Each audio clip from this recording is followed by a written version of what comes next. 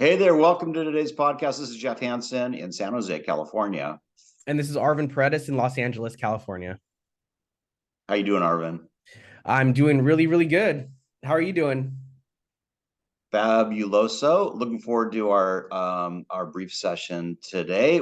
Together, we have a combined 40 plus years of real estate experience here to help you succeed and get through your breakthroughs of success. Arvin, what have we got today?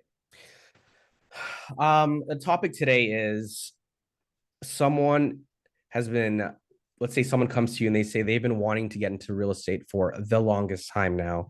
They're in a point in their life where maybe they've saved a little bit of money. They got out of their current job and can support themselves for a while and have always wanted to get into real estate. What is their first step? The first step. Taking it all the way back. For all of you agents out there watching this video, future agents who haven't yet started anything but hope to one day. Great question. Well, can we go over more than one first step or just one thing to do? The entire beginning part of what to expect within like the first few months. Let's say they call you up, they say, "Hey, I've been wanting to do this. Where do I begin?"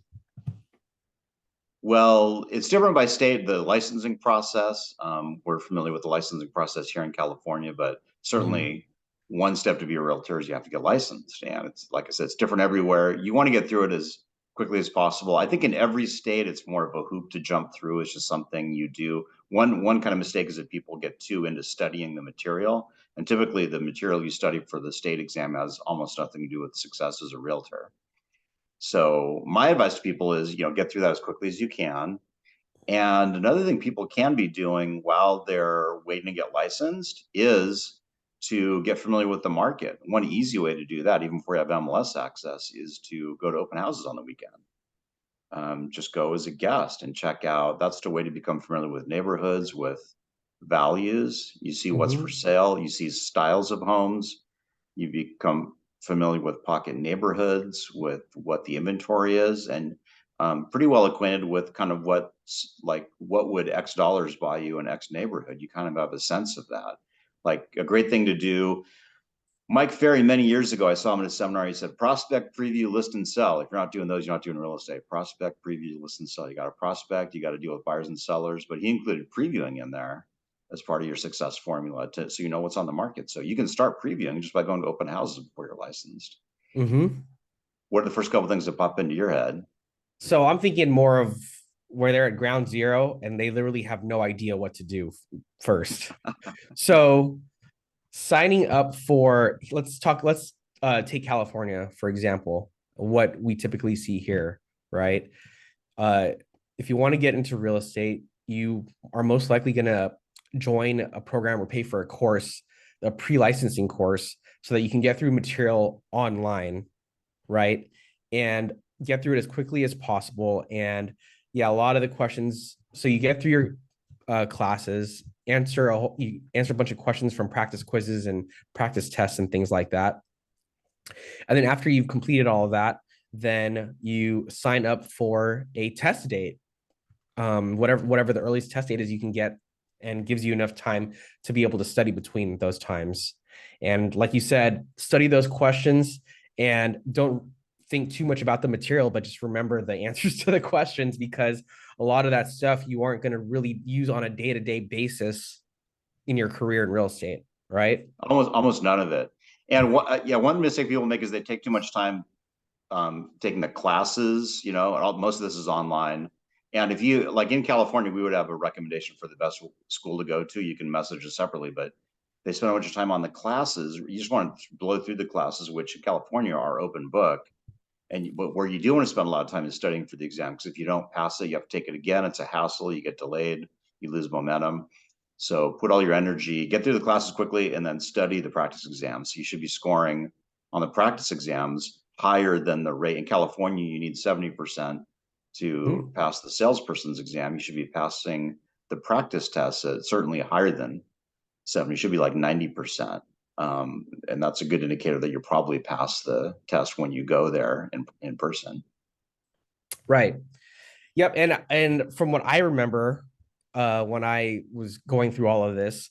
Once you sign up for a test date, it seems like maybe all of the real estate brokerages around your area uh, tend to know that, like they get notified or they able to pull up a list of all the people that are registering to get their license because they end up mailing you invitations to meet with them at their office, sit down and talk about what your goals are because they hope that you will choose their office to hang your license.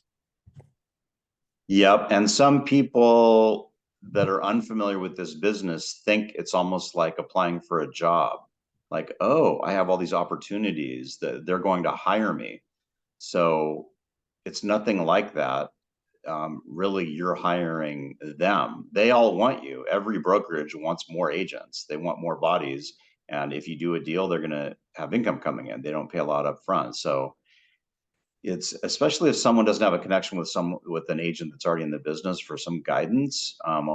It's very common that people choose the wrong situation just because they don't know what avenue to take. Which I actually probably a whole other video on picking the right brokerage for you. Yeah. We both would have a lot of ideas. Let's not before getting into which brokerage you should join. I wouldn't get into, I wouldn't also, there's some courses that brokerages take. Like there was one locally in San Jose that like, we'll pay half of your licensing fee if you join us. And I just wouldn't recommend that anything like that because you want to be free to go wherever you want and not be tied to a brokerage. You'll probably, as you move along and learn a little bit more, maybe see more clearly which would be the best landing spot for you, where you can get the proper guidance and nurturing and support that you need to succeed. Yeah, a couple ways you can go about trying to, yeah, this part of the process of figuring out what brokerage to join is you can certainly reach out to us and ask us our experiences with brokerages based on people that we know or where we've been or who we've worked with or just the viewpoints we hear from other people also. Or you can talk to someone that you know and trust who is in the business because most people do know an agent and ask them what their experience is in their brokerage and what they get out of it and maybe their viewpoints on the other brokerages and compared to the ones that they're currently at. Totally. I would add to that, be a little careful because you want to talk to someone that has some real experience and has had some success in the business, Yeah. not to like your aunt who works part-time and does a deal every 4 years. Mm-hmm. You might not get the best advice. I mean, the more people you talk to, the better, right?